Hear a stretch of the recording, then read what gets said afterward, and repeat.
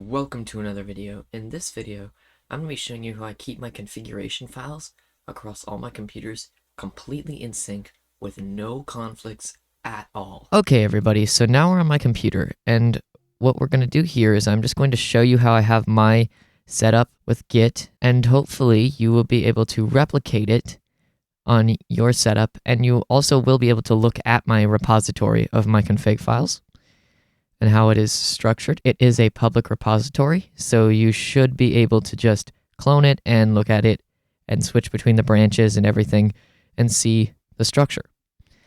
Now, what I'm going to do here is I'm just going to show you this in a graphical file manager here. So what we have is a .config directory, and it has one file, and it has starship.toml. And we don't have anything else in here, and that's because there's not much on the main branch where all the operating systems use the same config file. That just doesn't happen very much, so that's pretty much the only thing here at the moment. But there could be other things in the future. Then we have a links.bat file, a links.sh file, and a .gitignore file, which I can actually probably get rid of now. But anyway, inside links.bat, we have a hard link that is being created, which links the starship.toml in here to another directory on my machine that's in my home directory called .config, and then in there it links it to starship.toml. So when I open a terminal, Starship believes it's in the correct directory, but it's actually in here so that Git can keep track of it.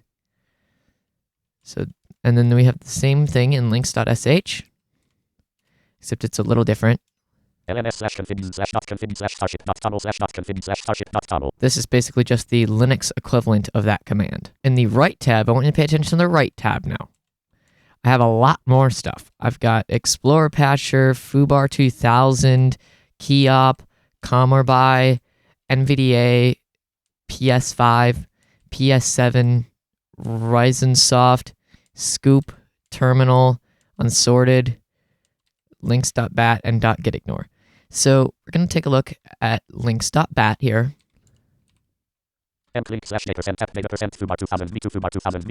This is basically the equivalent of linking a directory, is the mklink/J, and then you do your destination directory, space, and then your source directory. And then we have a bunch of those that are linking a lot of the directories in here to other directories on the system, to the places where the config files would normally be stored. And now we're doing the files. So we're linking unsorted notepad2.ini to appdata notepad2.ini. And then we're linking comorby.json, which is in unsorted, and we're linking that to my home directory, and then comorby.json. Same thing with applications.yaml. Then we're doing whkgrc. So, you know, there's a lot of those links in there.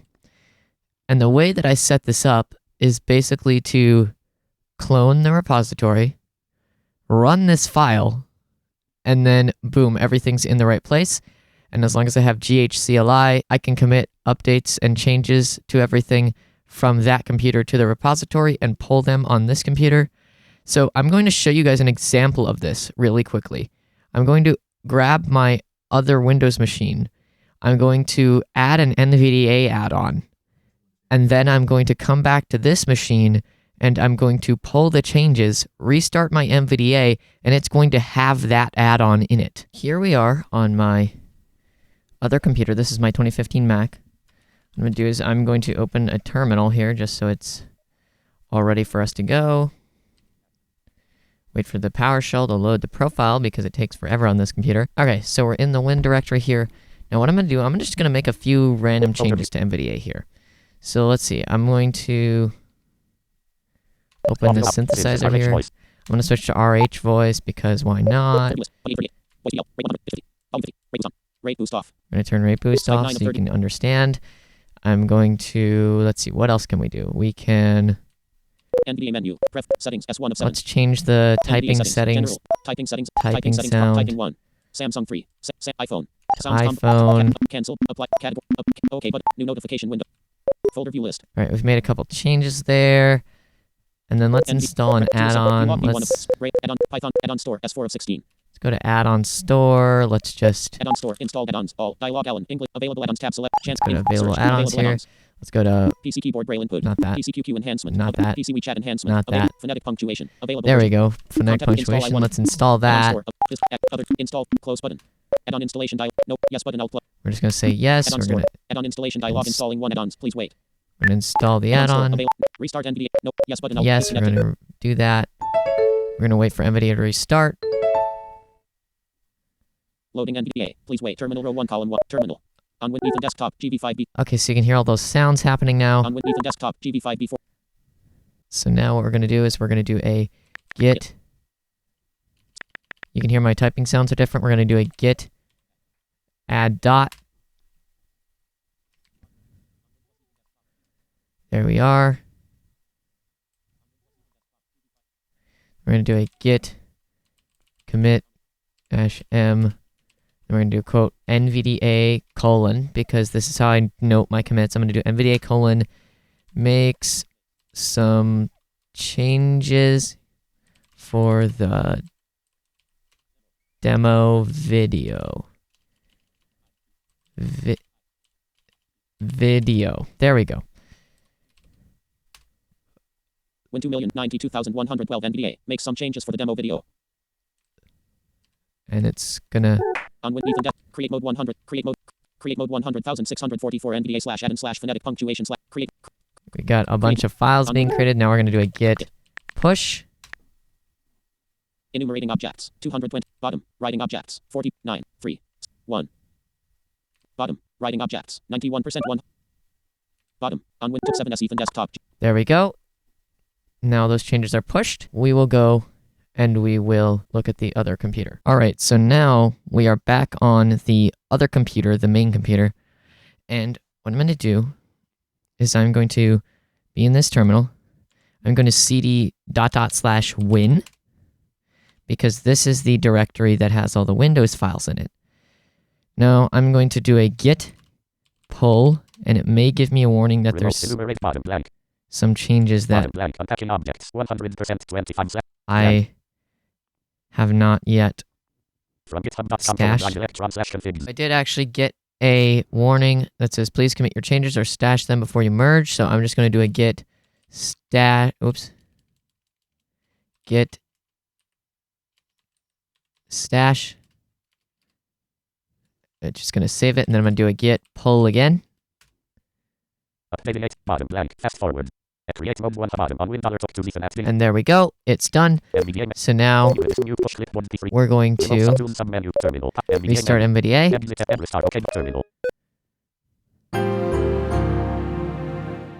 And it should come back up with a bunch of the changes that we just made. Alright guys, I apologize. I had to pause for a second. I had a little bit of an issue there. There was a slight issue because I had NVDA saving its settings on exit, so when I restarted it, it actually saved the settings that I had on this computer back over the ones that I updated from Git, which caused a little bit of an issue, so I just quickly fixed... I don't know why that's happening. I just quickly fixed that, and now the changes have taken effect. As you can see, and here, if I type, it's a different sound. So that is kind of how this works. You just make a change, you push it, commit it, do that, pull it down, change it, boom. Now what I'm going to do is I'm going to actually revert these changes. And the way I'm going to do that, because I don't want these changes actually to remain, the way I'm going to do that is actually by resetting to a previous version. So I'm going to type git log --1 line. And it gives me a list of all the commits. 841 CC8. And what I want to do is reset to this one. A4 A space A. Copy to clip 2 841 CC4 add scoop comor AB and WHKB. add scoop, comma by, and whkd. So I'm just going to do git reset, not reset, reset. What is happening? Git reset dash hard. And we're going to paste this in there. Unlink the file nvda/addon/phonetic punctuation /sound. Bottom. Unwin anything. Unlink the file nvda/addon/phonetic punctuation /sound /3d/ellipses. What fave should I try again? Y/ unlink the file nvda/ unlink the file. So this is happening because of NVIDIA using the file. So I'm going to hit exit. I'm going to say yes. Right. Updating files 50%.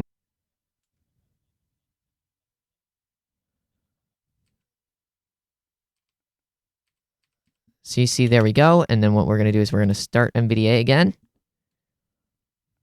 Exiting narrator.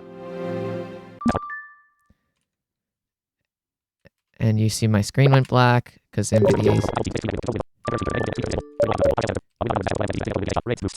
And there we go. Now we're back to my other configuration. The thing is gone. So there you go. That's pretty much how this works. That's how you restore and change and manipulate your configuration files. Thank you so much for watching.